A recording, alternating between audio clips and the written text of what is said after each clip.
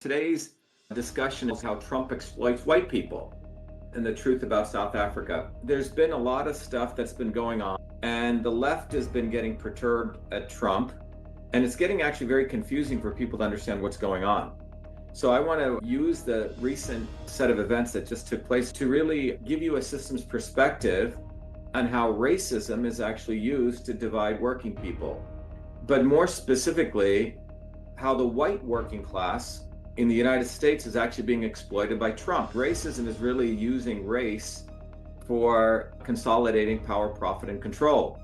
It is a very powerful weapon that can be used to divide up working people so we don't build a bottoms-up movement. Trump dims out the lights in the White House and he proceeds to play a video. So based on that, all the MAGA-tards are like, oh my God, Trump is protecting white people now. He's a great white hope protecting white people. The left obviously started calling Trump a racist, but here's the reality. In 2019, about 516 white farmers were murdered or attacked, out of which 10% were actually murdered. 2019 is when Trump was in power, and that was a time when the most number of attacks took place to white farmers. In fact, today it's been 50% of that. So the question you have to ask is, Trump cares so much for the white farmers of South Africa, why didn't he say anything in 2019 when he was in power? Trump was grandstanding. Why? Because out of massive pressure of the South African people in South Africa, the South African government filed a lawsuit in the International Court of Justice against Israel for genocide. Trump's Zionist masters essentially asked him, as Trump is a great con man creating theater, to talk about white farmers' genocide, but never talking about Palestinian genocide. The real genocide has been in Palestine, right? Trump has never played a video in the White House of Palestinians being butchered, but he plays some video of some guy all pissed off with the whites.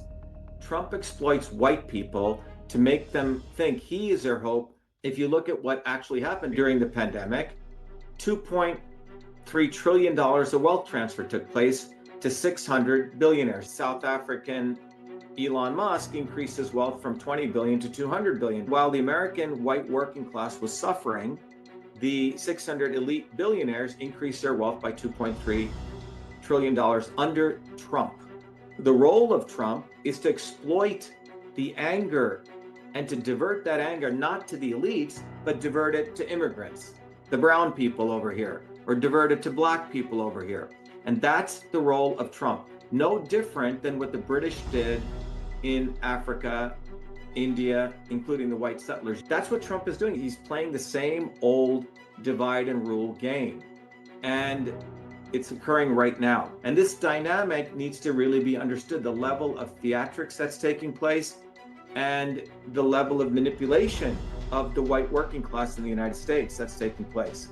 And all of this is being done at a time when infinite consolidation of power is taking place right now. If you're white and you think Trump is fighting for white people, that's what they want you to think. When it comes to Trump, understand that he's been anointed by Zionism to make sure that the white working class in the United States, which is a powerful working class, remains quiet, does not mobilize itself, and gets distracted by thinking everyone else is their enemy except the elites, the swarm.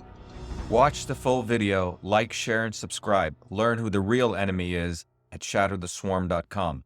No one is coming to save you. Learn to save yourself at truthfreedomhealth.com. Be the light.